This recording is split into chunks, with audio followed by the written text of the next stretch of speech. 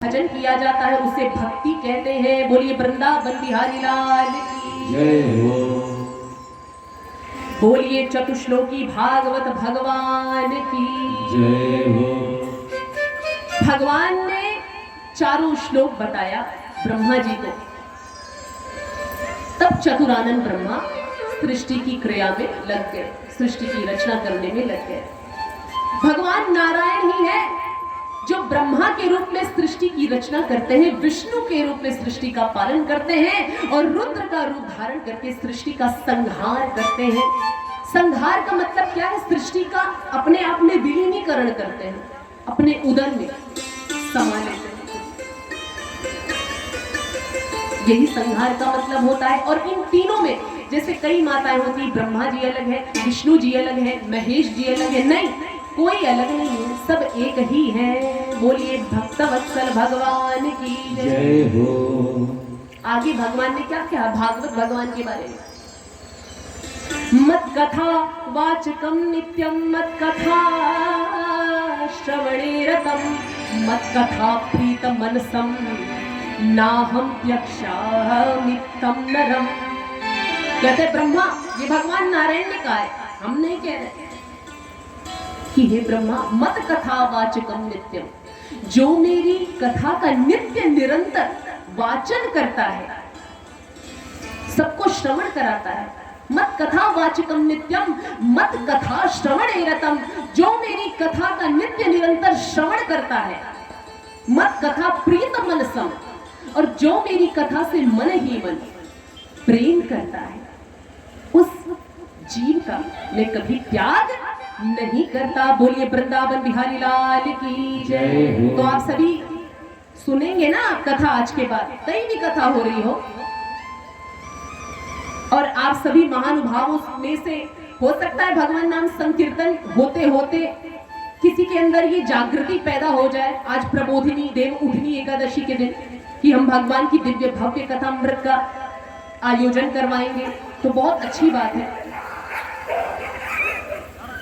सदा सेव्या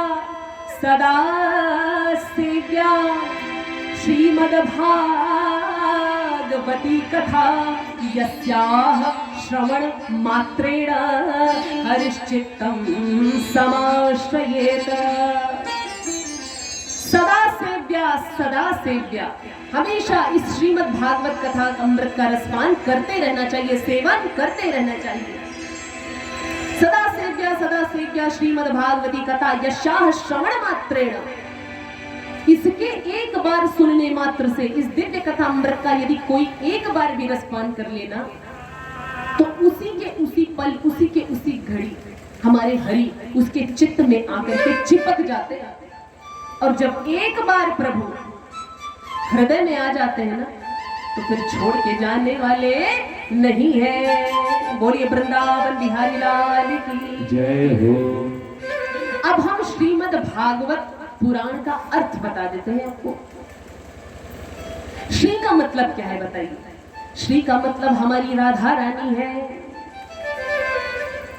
हमारे शिव अधूरे हैं बिना शक्ति के, हमारे नारायण अधूरे हैं बिना लक्ष्मी के, हमारे कन्हैया अधूरे हैं बिना राधा रानी के। जो कुछ भी ये कर पाते हैं वो अपनी शक्तियों की वजह से ही। तो श्री का मतलब है राधा रानी यानी लक्ष्मी। अब आता है श्री मद। मद का अर्थ क्या होता है? भगवान ने कहा है अपने लिए यानी मेरा। देखिए हम सभी सांसारिक जीव मेरा मेरा दिन रात कहते रहते हैं, ये मेरा है, ये मेरा पति, ये मेरा पुत्र, ये मेरा घर, ये मेरा बंगला। अरे भैया मेरा मेरा कर रहे हैं, तो क्या हम सच में मरने के बाद लेके जाते हैं? जिसको हम मेरा मेरा कहते हैं ना महाराज, वही सबसे पहले अरे उतारो उतारो, जैसे ही इस शरीर से चेतना निकल जाती है तुरंत उतार दिया जाता है कि यदि बिस्तर पर पड़े रहेंगे शरीर तो सड़ेगी, उसमें से बदबू आएगी। क्या मतलब है? इसको उतारो और लकड़ी में बांध के, लकड़ी का वो बनाया जाता है ना, टिक्की तैयार किया जाता है, उस पे लिटा के। तो दिन रात हम मेरा मेरा क्यों करें? तो मेरा करने का यदि अधिकार किसी को है तो किसको है? कन्हैया। सिर्फ ये मेरा कह सकते हैं, हम मेरा कह नहीं सकते, क्योंकि हमारा तो कुछ है ही नहीं। ये शरीर है, ये शरीर भी एक दिन जल के राख की ढेरी हो जाएगी। तो श्री का अर्थ बता दिया, मद का अर्थ बता दिया। श्रीमद भागवत, भा अ ग व त, 5 अक्षर आते हैं। भ यानी भूमि, अ यानी अग्नि, भा अ ग यानी गगन, व यानी वायु, त यानी तोय अर्थात जल। तो सीधा सीधा आपको बड़े सरल सहज रूप से बता रही हूं। देखिए, मेरे बताने का अर्थ ये नहीं होना चाहिए कि आपकी समझ ही ना आए। श्रीमद् भागवत अथाह सागर है, और यदि कोई कथा प्रवक्ता बता रहा है तो उसका बताना तभी सार्थक होता है जब कथा पांडाल में बैठा हुआ श्रवणार्थी समझ सके। कथा पांडाल में बैठा हुआ एक बालक भी समझ जाए। तो छित जल पावक गगन समीरा, 5 तत्व यही हो गया। तो इस सृष्टि, ये सृष्टि जो है 5 तत्वों से बनी हुई सृष्टि, और इस सृष्टि में जो भी जड़ चेतन पदार्थ है उसके कल्याणार्थ भगवान हमारे कन्हैया जो है अदृश्य रूप से, कैसे रूप से? अदृश्य रूप से इस भागवत भगवान की पोथी में समाहित हो गए हैं। बोलिए श्रीमद् भागवत महापुराण की जय हो।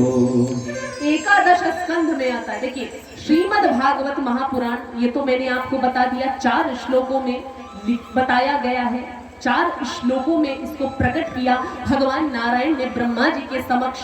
फिर इसी 4 श्लोकों की भागवत को वेद व्यास जी भगवान ने कितने हजार श्लोकों में परिणित कर दिया? 18,000 श्लोकों में। कितने?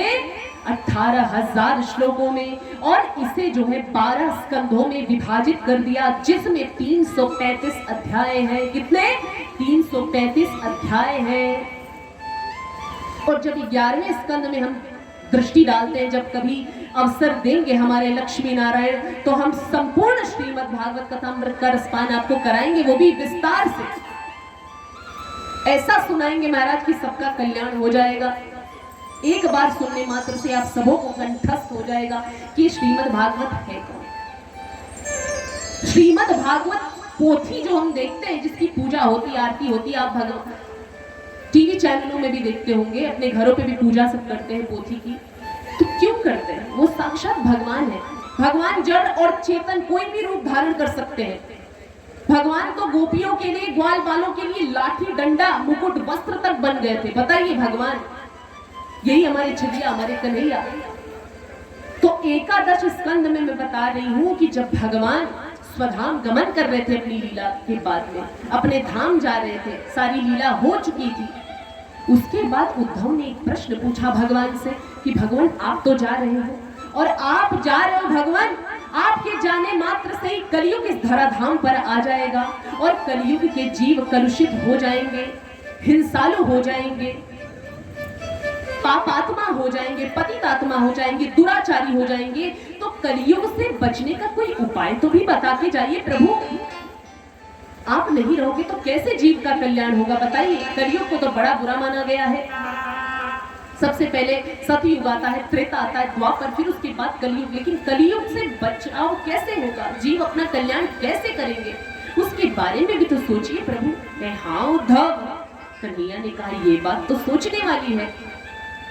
तब भगवान उसी समय अदृश्य हुए थे और भागवत भगवान की पोथी में समाहित हो गए और कहे, उद्धव, जो भी इस श्रीमद् भागवत कथामृत का रसपान करेगा उस जीव का कल्याण हो जाएगा, उसका इहलोक भी तर जाएगा, परलोक भी संवर जाएगा। बोलिए वृंदावन बिहारी लाल की जय। श्रीमद् भागवत महापुराण की जय हो।